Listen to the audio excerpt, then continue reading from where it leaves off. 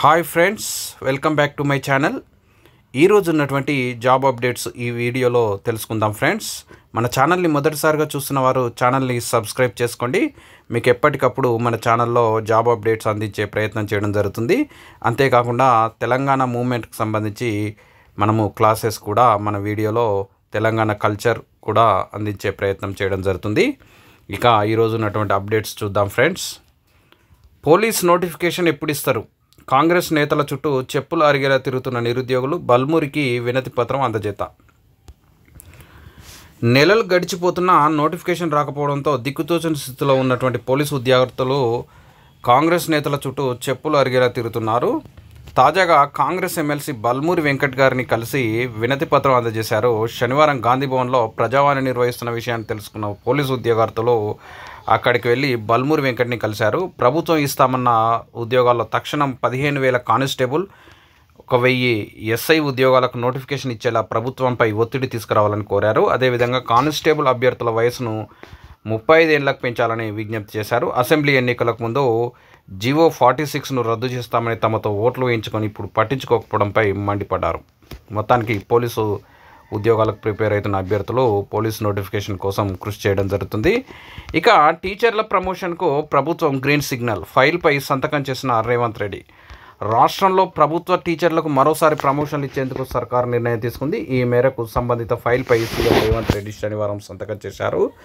దీంతో సుమారు 3,500 మంది స్కూల్ అసిస్టెంట్లు, ఎస్జిటీలకు పదోన్నతులు రానున్నాయి. మల్టీజోన్ 1, మల్టీజోన్ 2 పరిధిలో సుమారు 900 gazetted HM, 600 primary school HM పోస్టులను ప్రమోషన్ల ద్వారా భర్తీ చేయనున్నారు. వీటితో పాటు మరో 2,000 వరకు స్కూల్ అసిస్టెంట్ పోస్టులను పదోన్నతులతో నింపనున్నారు. మొత్తానికి 2 రోజుల్లో టీచర్ల ప్రమోషన్ల షెడ్యూల్ ఇవ్వనున్నారు. ముందుగా జిహెచ్ఎం సీనియారిటీ లిస్టులను మల్టీ జోన్ల వారీగా ప్రకటిస్తారు. వీటిలో ఏమైనా ఆబ్జెక్షన్స్ ఉంటే స్వీకరించి ఫైనల్ సీనియారిటీ లిస్టును రిలీజ్ చేస్తారు. ఆ తర్వాత వేకెన్సీలు చూపించి వెబ్ ఆప్షన్లకు అవకాశం ఇస్తారు. అనంతరం స్కూళ్ళను అలాట్ చేయడం జరుగుతుంది. స్కూల్ అసిస్టెంట్, పిఎస్హెచ్ఎం, పీడీ తదితర పోస్టులన్నీ ఇదే విధానాన్ని అవలంబిస్తారు. ఇక రాష్ట్రంలో 144 ఎంపీడీఓ పోస్టుల ఖాళీ, క్రింది స్థాయి అధికారులకు ఇన్ఛార్జి బాధ్యతలు, ఆదేశాలు జారీ చేసిన ప్రభుత్వం. రాష్ట్రంలో స్థానిక సంస్థల ఎన్నికల నేపథ్యంలో 144 ఎంపీడీఓ పోస్టులు ఖాళీగా ఉన్నాయని ప్రభుత్వం గుర్తించింది. కొత్తగా ఏర్పడిన 32 మండలాలకు సైతం ఇప్పటి వరకు ఈ పోస్టులు మంజూరు కాలేదని తేలింది. వీటిని గ్రూప్ 1 ద్వారా భర్తీ చేయాల్సి ఉంది. కానీ ఫలితాల వెల్లడిలో జాప్యం జరుగుతుంది. ఎన్నికల దృష్ట్యా ఎంపీడీఓ పోస్టులు ఖాళీగా ఉండరాదని ఎన్నికల సంఘం పేర్కొంది. కొత్తగా నియామకాలు జరిగే వరకు కింది స్థాయి అధికారులకు ఇన్ఛార్జీలుగా బాధ్యతలు అప్పగించాలని ప్రభుత్వం పంచాయతీరాజ్ శాఖకు ఆదేశాలు జారీ చేసింది. దీనికి అనుగుణంగా పంచాయతీరాజ్ శాఖ ఎంపీడీఓలు, మండల పరిషత్ సూపరింటెండెంట్లకు, అంటే ప్రస్తుతం ఎంపీఓలు, అదేవిధంగా మండల పరిషత్లో డిపార్ట్మెంట్లో సూపరింటెండెంట్లకు ఎంపీడీఓ బాధ్యతలు అప్పగించేందుకు సన్నాహాలు చేపట్టింది. ఇక మరో 790 బడుల్లో ప్రీ ప్రైమరీ తరగతులు పాఠశాల విద్యాశాఖ సంచాలకుడు నవీన్ నికోలస్ ఉత్తర్వులు. రాష్ట్రంలో మరో 790 ప్రభుత్వ ప్రాథమిక పాఠశాలల్లో ప్రీ ప్రైమరీ తరగతులను ప్రారంభించేందుకు ప్రభుత్వం అనుమతించింది. ఈ మేరకు పాఠశాల విద్యాశాఖ సంచాలకుడు డాక్టర్ నవీన్ నికోలస్ శనివారం ఉత్తర్వులు జారీ చేశారు. ఈ విద్యా సంవత్సరం మొత్తం 1000 పాఠశాలలో ప్రీ ప్రైమరీ తరగతులు ప్రారంభించాలని సీఎం రేవంత్ రెడ్డి గతంలోనే నిర్ణయించారు. ఈ మేరకు కొద్ది రోజుల క్రితం 210 పాఠశాలలకు అనుమతించారు. తాజాగా మరో 790 చోట్ల ప్రారంభించనున్నారు. మొత్తం 1000 పాఠశాలల కోసం 33 కోట్ల బడ్జెట్ను కేటాయించడం జరిగింది. ఇక టీచర్ల పదోన్నతులకు పచ్చజెండా, భాషా పండితులు, పీఈటీలకు స్కూల్ అసిస్టెంట్ల హోదా, 900 వరకు జిహెచ్ఎం పోస్టులో ఖాళీలు. ఇక ఐటీఐతో బీఎస్ఎఫ్లో కొలువులు.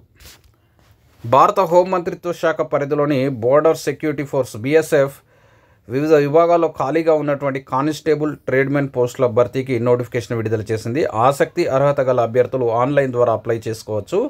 అప్లికేషన్ల సమర్పణకు చివరి తేదీ ఆగస్టు 24 వరకు ఉంటుందని. మొత్తానికి 3,588 కానిస్టేబుల్, ట్రేడ్మెన్, అందులో ఇక పురుషులు 3,406 కానిస్టేబుల్, ఇక మహిళలు వచ్చేసి 182. ఎలిజిబిలిటీ చూస్తే constable carpenter, constable plumber, constable painter, constable electrician, constable pump operator పోస్టులకు 10వ తరగతి లేదా సమాన అర్హతతో పాటు 2 ఏళ్ల ఐటీఐ సర్టిఫికెట్ ఉండాల్సిన అవసరం ఉంది. మరి 10th ITI ఉన్న వాళ్ళు BSFలో కానిస్టేబుల్ పోస్టులకు మరి అప్లై చేసుకోండి. ఇక కాలేజీల వద్ద ఒరిజినల్ సర్టిఫికెట్ల విద్యార్థులకు సంబంధించిన ఒరిజినల్ సర్టిఫికెట్ల ఏ విధంగా ఉంటాయని, అది చట్టవిరుద్ధం, అలాంటి కాలేజీలపై చర్యలు తీసుకోండి. సిఎస్కు రాష్ట్ర మానవ హక్కుల కమిషన్ ఆదేశం జారీ చేసిందని కాలేజీల వద్ద ప్రైవేట్ కాలేజీలైనా ఏ కాలేజీలైనా విద్యార్థుల యొక్క ఒరిజినల్ సర్టిఫికెట్స్ ఉంచుకునేటువంటి అధికారం ఎక్కడిది అసలు? మరి అట్లాంటి కాలేజీలపైన చర్యలు తీసుకోండి అంటే రాష్ట్ర మానవ హక్కుల కమిషన్ చీఫ్ సెక్రటరీకి ఆదేశాలు జారీ చేసిందంటూ ఒక వార్త ఇవ్వడం జరిగింది. ఇక గోవా గవర్నర్గా అశోక్ గజపతిరాజు ప్రమాణం, అభినందనలు తెలిపిన ఏపీ సీఎం చంద్రబాబు.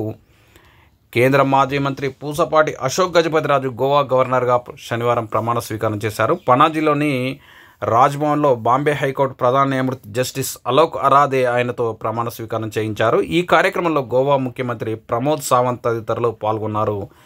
గోవా ప్రజలతో అనుబంధం ఏర్పడినందుకు ఎంతో ఆనందంగా ఉందని, తామంతా కలిసి ఒక జట్టుగా పనిచేస్తామని ఈ సందర్భంగా గవర్నర్ అశోక్ గజపతిరాజు చెప్పారు.